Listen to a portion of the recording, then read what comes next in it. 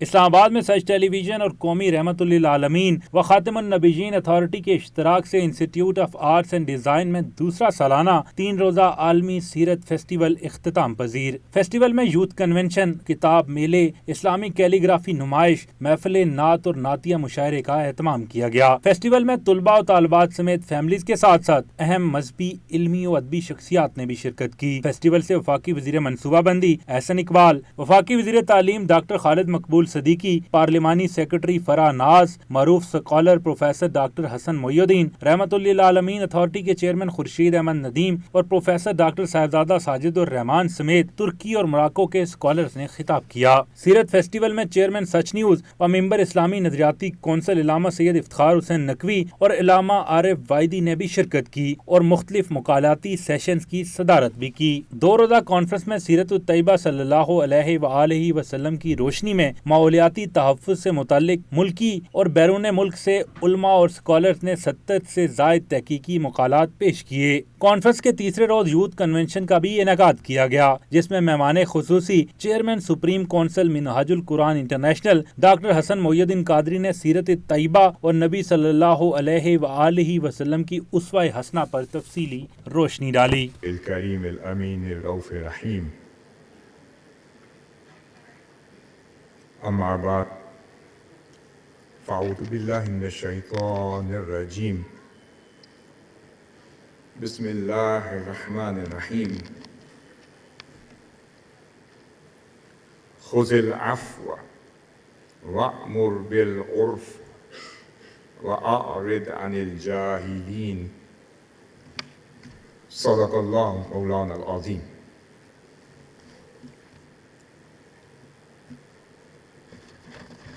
نہایتی محترم و مکرم ڈاکٹر خورشید ندیم صاحب،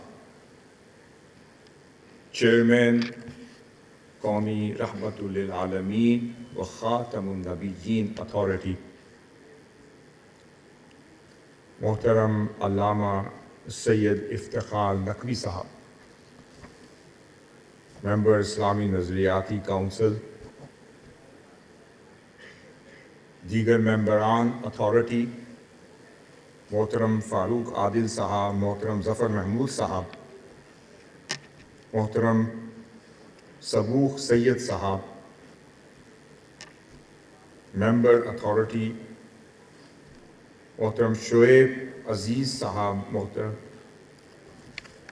خرم نواز گنڈاپور صاحب، دیگر مقتدر شخصیات، مہمانان گرامی ذی قدر،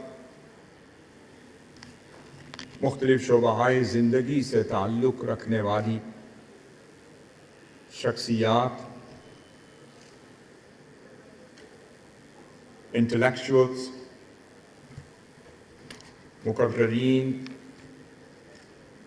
معلمین، معلمات، مدرسین، مدرسات، اور میرے لیے نہایتی محترم اور محتشم طلباء اور طالبات، اللہ رب العزت کا جتنا بھی شکر ادا کریں وہ کم ہے کہ جس کی توفیق خاص سے آج ہم آج کے اس خوبصورت یوتھ سیمینار میں جو بسلسلہ سیرت فیسٹیول 2025 منعقد ہو رہا ہے، جو اس خوبصورت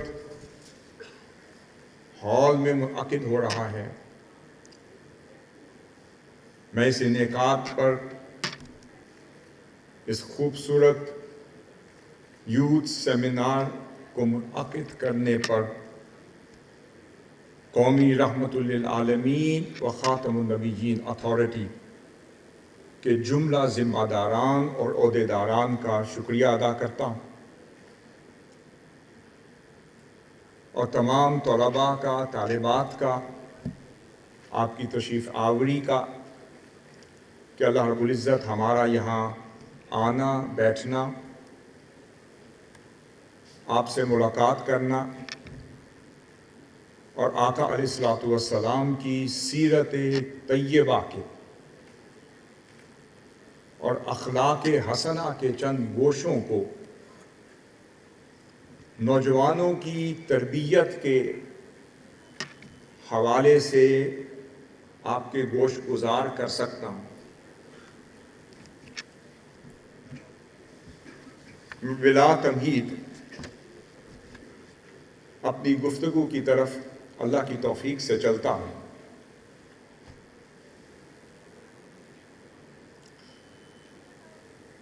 یہ جو آیت کریمہ میں نے عنوان گفتگو کے طور پر تلاوت کی، یہ در حقیقت آقا علیہ الصلوۃ والسلام کی سیرت مطہرہ اور اخلاق حسنہ کا نچوڑ ہے۔ آپ یہ سمجھ لیں کہ اللہ رب العزت نے اپنے محبوب علیہ الصلوۃ والسلام کا تعارف ان آیات کی شکل میں خود قرآن مجید میں کروا دیا اور فرمایا کہ میرے محبوب 3 خوبیوں کا ذکر ہو رہا ہے، آقا علیہ الصلوۃ والسلام کے 3 اوصاف کا ذکر ہو رہا ہے، 3 کریکٹرسٹکس کا اور پرسنالٹی ٹریٹس کا ذکر ہو رہا ہے، اور اللہ رب العزت نے فرمایا محبوب خذ العفو، کہ آپ ہر حال میں عفو درگزر سے کام لیا کریں، وَأْمُرْ بِالْعُرْفِ، اور ہر حال میں بھلائی کا حکم دیتے رہا کریں، دوسرا ایسپیکٹ۔ اور پھر فرمایا وَأَعْرِضْ عَنِ الْجَاهِلِينَ، کہ محبوب ہر حال میں جاہلوں سے کنارہ کشی اختیار کیا کریں۔ میں یہ سمجھتا ہوں کہ آقا علیہ الصلوۃ والسلام کی سیرت طیبہ کو اگر کسی نے کسی بھی ڈائمنشن سے دیکھنا ہو، اس کا جائزہ لینا ہو، تو آپ ان 3 اینگل سے دیکھ لیں کہ میرے مصطفیٰ علیہ الصلوۃ والسلام کا عفو درگزر کیسا ہے، جاہلوں سے اعراض کرنا اور انہیں ان کی گفتگو پر صرف نظر فرما لینا کیسا، اور ہر حال میں بھلائی کا حکم دیتے رہنا کیسا۔ اس سے آقا علیہ الصلوۃ والسلام کی پوری ہستی مبارک، شخصیت مبارکہ، اخلاق حسنہ اور سیرت طیبہ اجاگر ہو جاتی۔ جب ہم خلق کی بات کرتے ہیں اور سیرت کی بات کرتے ہیں، یہ 2 چیزیں آپس میں پارٹ اینڈ پارسل ہیں۔ سب سے پہلے ہم خلق کو سمجھتے ہیں، پھر سیرت کو سمجھتے ہیں، پھر آقا علیہ الصلوۃ والسلام کی سیرت طیبہ کی روشنی میں پھر اپنے کردار کو سمجھتے ہیں کہ ہم کہاں ہیں، اور سیرت طیبہ کی روشنی میں ہمیں کہاں ہونا چاہیے۔ اب لفظ خلق جو ہے، اس سے مراد لغت میں طبیعت کو کہتے ہیں۔ خلق مزاج کو کہا جاتا ہے، اور خلق شخصیت کو کہا جاتا ہے۔ اسی طرح لفظ سیرت کا آپ کثرت سے سنتے ہیں، جیسے سیرت فیسٹیول ہو رہا ہے، آقا علیہ الصلوۃ والسلام کی سیرت طیبہ پر سینکڑوں ہزاروں کتب لکھی گئی اور سیرت نگاری پر کام ہو رہا ہے۔ آقا علیہ الصلوۃ والسلام کی سیرت طیبہ کے مختلف گوشے آپ کے سامنے، انسانیت کے سامنے تا قیامت اجاگر ہوتے چلے جائیں گے۔ اب یہاں پر میں اپنے طلباء سے مخاطب ہوں کہ اس بات پہ غور کرنے کی ضرورت ہے کہ سیرت سے کیا مراد ہے۔ سیرت سارا یسیرو سے ماخوذ ہے۔ سیرت کا مطلب ہے، بڑے آسان پیرائے میں اگر عرض کروں، لفظ سیرت سے مراد ہے چلنا، سیرت سے مراد ہے گزرنا، یعنی سارا یسیرو سے مراد ہے چلنا، گزرنا، سفر کرنا۔ اور لغت میں کہا جاتا ہے کسی شخص کے طریقہ کار کو، اس کی حالت کو، اس کی کیفیت کو، اس کی روش کو اور اس کی طرز زندگی کو سیرت کہا جاتا ہے۔ کہا جاتا ہے کہ فلاں شخص کی سیرت بہت اچھی ہے۔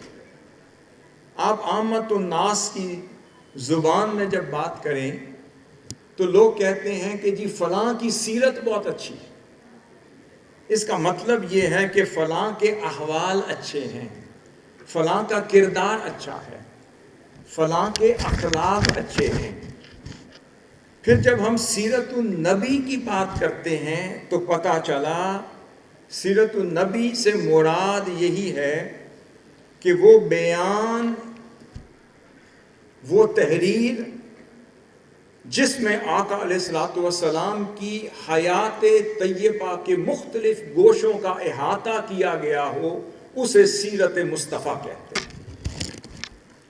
مثلاً آقا علیہ السلام کی پیدائش مبارک سے لے کر وصال مبارک تک کا پورا عرصہ قلم بند کیا جائے یا الفاظ کے تلاطم سمندر کی نظر کیا جائے یا خوبصورت پیرائے میں ابلاغ کیا جائے یا انسانیت تک پہنچایا جائے اور بچوں کو، بڑوں کو، بوڑھوں کو، اساتذہ کو، معلمین کو، متعلمین کو، ہر عمر کے بچے کو، بڑے کو، بوڑھے کو، بزرگ کو، ہر ذمہ داری پر فائز ہر شخص کو بتایا جائے کہ میرے محبوب علیہ السلام کے احوال کیسے تھے، آقا علیہ السلام کے زندگی کے واقعات کیسے تھے، آپ کے اخلاق حسنہ کیسے تھے، آپ کی روایات کیسی تھیں، آپ کی عادات کیسی تھیں، آپ کے خصلتیں کیسی تھیں، آپ کے کارنامے کیسے تھے، انہیں بتایا جائے کہ میرے محبوب علیہ السلام کا کلام کرنا کیسا تھا۔ سیرت طیبہ کیا ہے؟ یہ بتانا، اس عمل کو سیرت کہتے ہیں کہ صرف ایک عاشق بڑے خوبصورت پیرائے میں یہ بیان کر جائے، اس میں زبان کی کوئی قید نہیں، اس میں قلم کی کوئی قید نہیں، اس میں انداز کی کوئی قید نہیں، اس میں گفتار کی کوئی قید نہیں، صرف یہ بتایا جائے کہ میرے محبوب علیہ السلام کا کلام کرنا ایسا تھا، میرے محبوب علیہ السلام کی گفتار ایسی تھی، میرے محبوب علیہ السلام کا سکوت ایسا تھا، میرے محبوب علیہ السلام کا مسکرانا ایسا تھا، آقا علیہ السلام کا غضبناک ہونا ایسا تھا، آقا علیہ السلام کی قامت ایسی تھی، آپ کی استقامت ایسی تھی، آپ کا جمال ایسا تھا، آپ کا حسن لازوال ایسا تھا، آپ کی نینیں ایسی تھی، آپ کے رخسار ایسے تھے، آپ کا چلنا ایسا تھا، آپ کا مصافحہ فرمانا ایسا تھا۔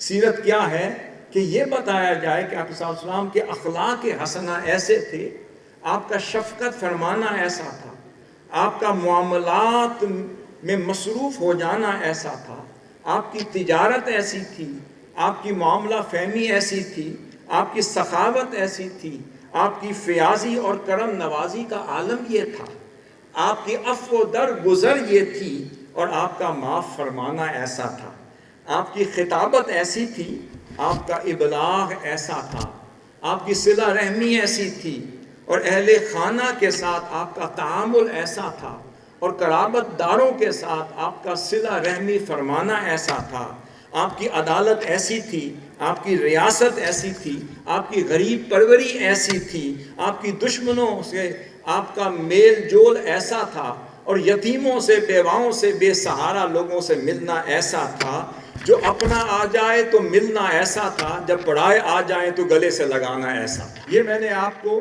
صرف ایک تعارف کروایا ہے کہ اس کے چند گوشے عرض کیے ہیں کہ ان کو قلم بند کرنا سیرت نگاری کہلاتی ہے، اور انہیں زبان کے ترازو میں رکھ کر بدرجائے اتم خوبصورتی سے اس کا ابلاغ کر دینا بیان سیرت مصطفیٰ ہے۔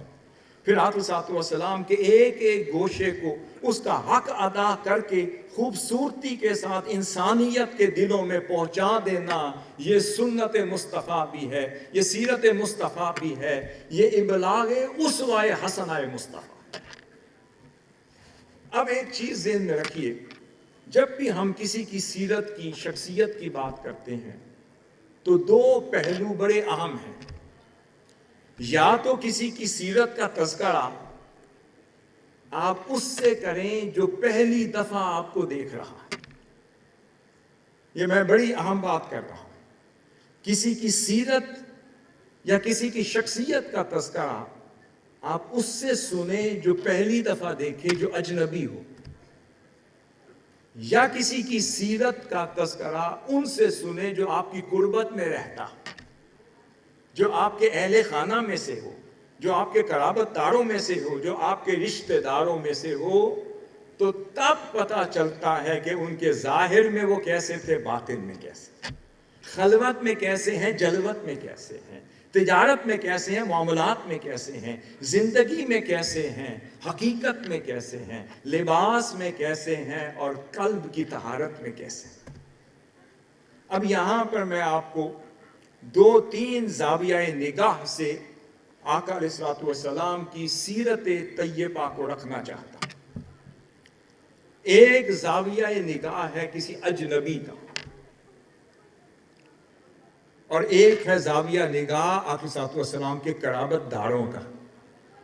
آپ کے اہل خانہ میں سے بھی کسی کو سنتے ہیں، وہ بتائیں کہ حضور کیسے ہیں علیہ الصلوۃ والسلام، اور پھر کسی اجنبی کو ڈھونڈتے ہیں اور اس سے پوچھتے ہیں کہ آپ بتاؤ کہ میرے محبوب علیہ الصلوۃ والسلام پر جب پہلی نگاہ پڑی تو حضور کیسے لگے علیہ الصلوۃ والسلام۔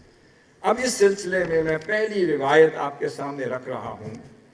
یہ امام ابن سعد الطبقات الکبریٰ میں نقل کرتے ہیں، اور اسی طرح امام ابن حبان، امام طبرانی، امام حاکم اور ابن ابی عاصم الشیبانی اس کو نقل کرتے ہیں۔ یہ واقعہ ہے ام معبد الخزاعیہ۔ یہ بڑا خوبصورت واقعہ ہے۔ میں اپنے طلباء سے، طالبات سے، احباب سے کہوں گا کہ ذرا ڈوب کے میرے محبوب کی سیرت کا جائزہ تھوڑی دیر ہمتن گوش ہو کر سنیں۔ یہ واقعہ ہے اس سفر کا کہ آقا علیہ الصلوۃ والسلام ہجرت مدینہ کے لیے روانہ ہو رہے ہیں۔ آپ کے ساتھ 3 رفقائے کار آپ کے ساتھ ہیں، اونٹنی پر سوار ہیں، صحرا سے گزر رہے ہیں۔ راستے میں ام معبد ایک خاتون ہے جو صحرا میں اپنا خیمہ لگا کر بیٹھی ہے۔ اس کا وتیرہ یہ ہے کہ ہر گزرنے والے شخص کی مہمان نوازی کا فریضہ ادا کرتی ہے۔ اب آقا علیہ الصلوۃ والسلام کی نگاہ میں وہ خیمہ آ گیا۔ آپ اونٹنی سے اترے اور سیدنا صدیق اکبر رضی اللہ تعالیٰ عنہ اور 2 خادم ساتھ ہیں۔ آپ خیمے میں داخل ہوئے، ام معبد کی نگاہ پڑی تو دیکھتی رہ گئی۔ ایک چمکتا دمکتا حسین و جمیل چہرہ ان کے خیمے میں داخل ہو رہا ہے، اور آقا علیہ الصلوۃ والسلام مخاطب ہو کر کہتے ہیں، اے معزز خاتون، کیا تمہارے گھر میں کوئی کھانے پینے کی کوئی شے ہے، کوئی گوشت ہے یا کوئی کھجور ہے، تاکہ میں خرید سکوں اور ہمارے سفر میں یہ کام آ سکے۔ وہ مخاطب ہو کر، اب یہاں سیرت اور کردار کی بات ہو رہی ہے، غور سے سنیے گا۔ وہ میں آپ کو سٹوری نیریٹ کر رہا ہوں۔ I am going to narrate a beautiful story about a beautiful characteristic of Rasulullah sallallahu alaihi wasallam. Us story میں لیڈرز کے لیے بھی بہت کچھ ہے، مینیجرز کے لیے بھی بہت کچھ ہے، علماء کے لیے بھی ہے، طلباء کے لیے بھی ہے، اسٹوڈنٹس کے لیے بھی ہے، ہر طبقے کے لیے سیکھنے کے لیے بہت کچھ ہے۔ اب آقا صلی اللہ علیہ وسلم فرماتے ہیں کچھ ہے، وہ عرض کرتی ہیں اے لجبال، اے خوبصورت چہرے والے اللہ کے بندے، میں آپ کو اس سے پہلے جانتی تو نہیں، مگر آپ کے پروقار حسین و جمیل چہرے نے مجھے جاذب کر دیا۔ پھر کہنے لگی کہ میں معذرت خواہ ہوں کہ اس وقت قحط سالی کا دور گزر رہا ہے، اس قحط سالی کی وجہ سے میری بکریاں بھی مرجھا گئی، لاغر پن کا شکار ہو گئی، دودھ دینا بند کر دیا، ہمارے گھر میں نہ کھجوریں ہیں، نہ جو ہے، نہ کچھ ہے، اگر کچھ ہوتا تو میں کھلا پلا کر آپ کو بھیجتی، ویسے نہ جانے دیتی۔ آقا صلی اللہ علیہ وسلم حشاش بشاش اور متبسم چہرے کے ساتھ مخاطب ہو کر فرماتے ہیں کچھ تو ہوگا۔ کہنے لگی حضور اے اللہ کے بندے اس وقت کچھ بھی نہیں۔ آقا صلی اللہ علیہ وسلم نے نگاہ دوڑائی تو معبد کے خیمے کے کونے میں ایک بکری کھڑی تھی۔ آقا صلی اللہ علیہ وسلم نے پوچھا اے معبد یہ بکری کس لیے ہے؟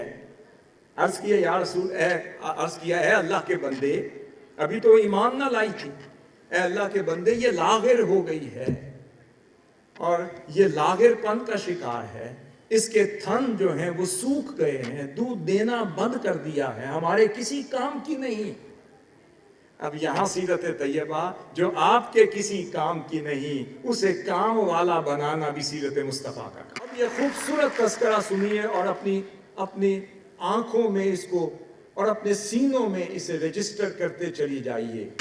اب وہ بیان کرتی ہیں، میں نے حوالے دے دیے، وہ فرماتی ہیں میرے شوہر رأیت رجلا ظاہر الوداع ابلج الوجہ، میں نے ایک ایسا حسین دیکھا ہے کہ جس کا چہرہ حشاش بشاش تھا، بڑا خوبصورت تھا، جو چمک رہا تھا، دمک رہا تھا، حسن الخلقی، جس کی خلقت بڑی خوبصورت تھی، لم تعبہ سجنۃ، جس کی رنگت کی سفیدی ان کو معیوب نہیں کر رہی تھی، ولم تزر بہ سعلۃ، جن کی زند شخصیت کا، جسم کا ہلکا پن بھی انہیں عیبدار نہ بنا رہا تھا۔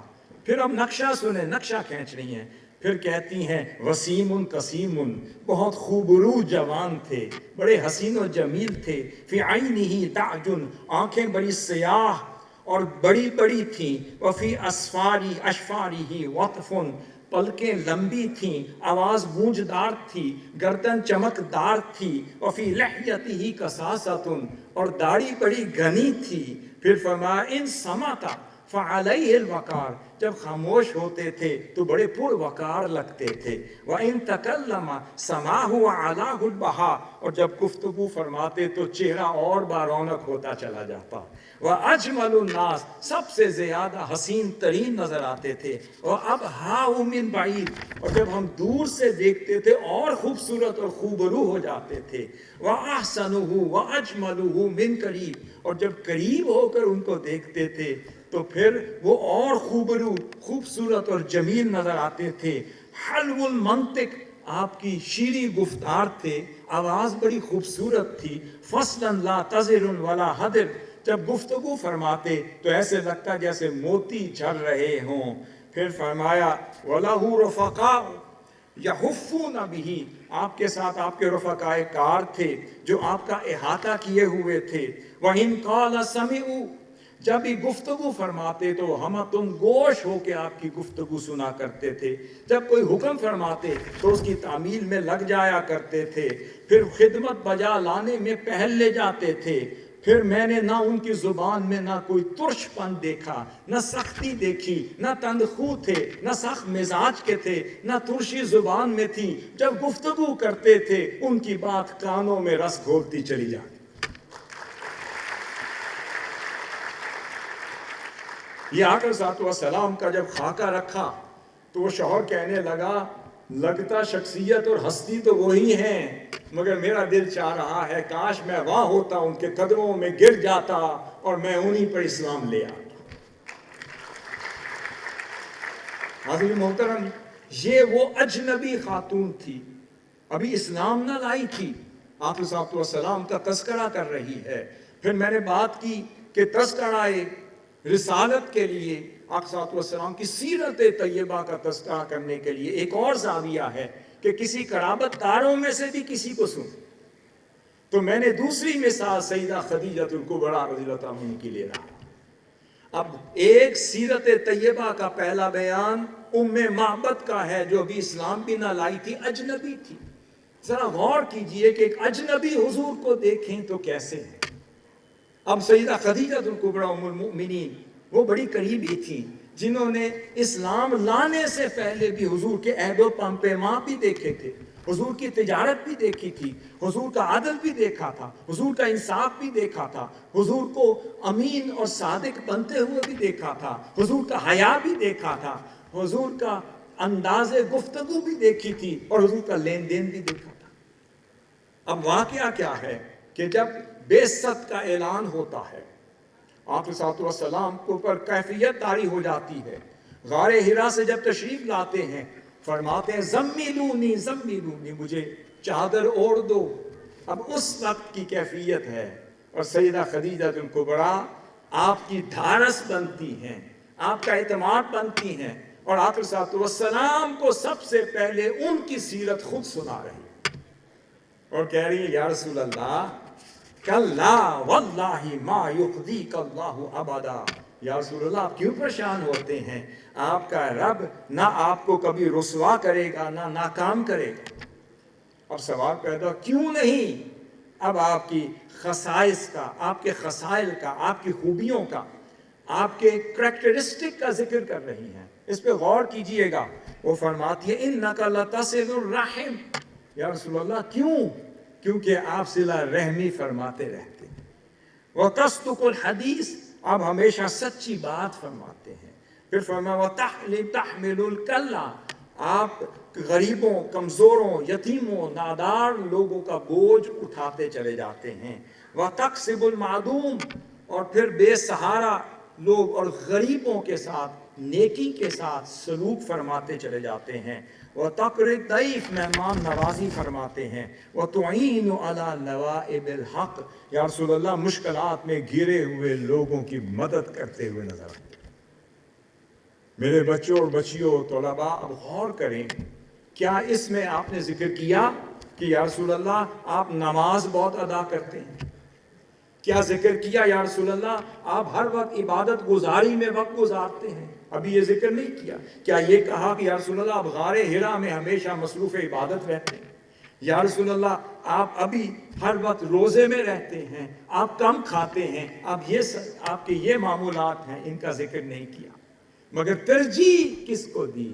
سیرت طیبہ کا ذکر ہو رہا ہے، اخلاقی پہلوؤں کو دی، حسن اخلاقی پہلوؤں کو ترجیح دی جا رہی ہے، اور پھر حقوق العباد کو ترجیح دی جا رہی ہے، معاشرتی حقوق کی بات ہو رہی ہے، معاشرے کے حقوق کی بات ہو رہی ہے، غریبوں کی بات ہو رہی ہے، ناتواں لوگوں کی بات ہو رہی ہے، مزدوروں کی بات ہو رہی ہے، پستے ہوئے طبقے کی بات ہو رہی ہے، یتیموں کی بات ہو رہی ہے، بیواؤں کی بات ہو رہی ہے، سچائی اور حق گوئی کی بات ہو رہی ہے، صداقت اور عدالت کی بات ہو رہی ہے۔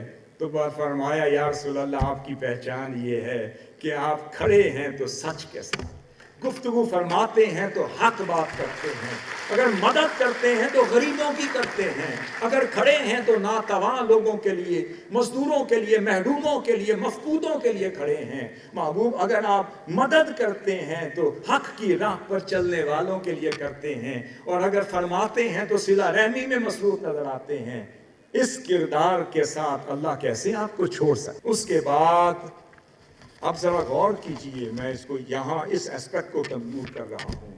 ہم سیرت طیبہ کا ذکر کرتے ہیں، ابن اسحاق سے لے کر ابن ہشام سے لے کر، پھر ابن مسعود کی لے لیں، یعقوبی کی لے لیں، مسعودی کی لے لیں، سیرت تبری لے لیں، سیرت سے کتابیں بھری پڑی ہیں، اور آج کی سیرت طیبہ کی موجودہ کتب سے لے لیں، حضور سید شیخ الاسلام کی سیرت النبی سے لے لیں، سیرت کی کتابیں وہی ہیں جو لکھی جا رہی ہیں، سیرت طیبہ سب تک پہنچایا جا رہا ہے۔ کیا ہماری سیرت میں کوئی فرق پڑا؟ میرا سوال یہ ہے، سیرت طیبہ میں فیسٹیول بھی ہو رہے ہیں، کتاب میلہ بھی ہو رہا ہے، یہاں خطابات بھی ہو رہے ہیں، سیرت نگاری پر فرسٹ پرائز بھی دیا جا رہا ہے، یہاں کتابیں بھی لکھی جا رہی ہیں، اخلاق حسنہ کا ذکر بھی ہو رہا ہے، ہم بھی وہی ہیں، سیرت بھی وہی ہے۔ کیا ہماری زندگیوں میں کبھی کوئی فرق پڑا؟ کیا ہم نے سوچا کہ ہمارے اخلاق کیا سیرت طیبہ کے مطابق ہیں؟ کیا ہماری معاشرت سیرت طیبہ کے مطابق ہے؟ ہم تو ہماری فیور میں کوئی بات نہ ہو تو ہم منفی ہو جاتے ہیں، ہمارے حق میں کوئی بات نہ کرے تو نیگیٹو ہو جاتے ہیں، جو بات سنتے ہیں اسی پر عمل کرنا شروع ہو جاتے ہیں، جو بات ہمارے خلاف کرے اس کی دشمنی مول لے لیتے ہیں، اس کو معاف کرنے کو لیے تیار نہیں رہتے۔ کبھی ہم نے سوچا کہ حضور صلی اللہ علیہ وسلم کے اخلاق دشمنوں کے ساتھ کیسے تھے؟ آپ کے اخلاق اپنوں کے ساتھ کہتے تھے، جو آپ کی ساری زندگی مخالفت کرتے رہے، حضور ان کے ساتھ کیسے تھے؟ کیا ہم نے کبھی اپنی معیشت کو، معاشرت کو سیرت طیبہ کے مطابق پرکھنے کی اور خوبصورت بنانے کی کوشش کی؟ پھر حضور صلی اللہ علیہ وسلم کی سیرت کیسی تھی؟ ہم دعویٰ تو کرتے ہیں کہ یا رسول اللہ ہماری جان بھی آپ پر قربان، فدا کا ابی و امی یا رسول اللہ، مگر غور کیا اتباع کی بات کرتے ہیں، اطاعت کی بات کرتے ہیں، حضور پر اپنی جان لٹانے کی بات کرتے ہیں۔ آپ نے فرمایا مجھ پر جان نہیں، اپنا اخلاق تو میرے جیسے بنا کر رکھو، اپنے رویے تو میرے جیسے بنا کے رکھو، اپنے معاملات کو میری جگہ کر کے دیکھو، اپنے دلوں میں وسعت تو لا کر دیکھو، اپنے آئیں تو گلے سے لگا کر دیکھو، کسی کی تربیت کرو تو تربیت مصطفیٰ کے مطابق، کسی کو تعلیم دو تو تعلیم مصطفیٰ کے مطابق، کسی کے گفتگو کرو تو گفتار مصطفیٰ کے مطابق، کسی سے برتاؤ کرو تو برتاؤ حضور کے برتاؤ کے مطابق، کسی کے معاملہ کرو تو حضور کے معاملات سے، اور کسی سے جڑو تو حضور جیسے جڑتے تھے ویسے جڑو۔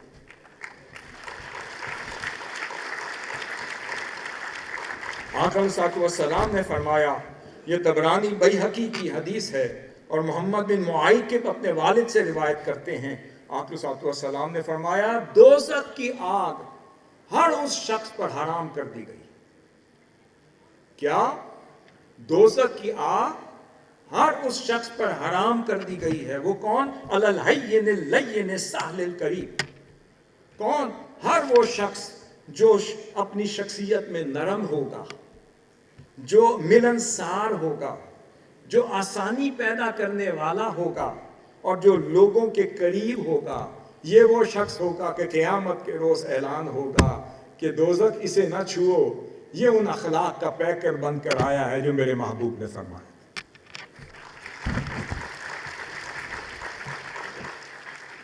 آقا صلی اللہ علیہ وسلم کے اخلاق کے مبارکہ کیسے تھے؟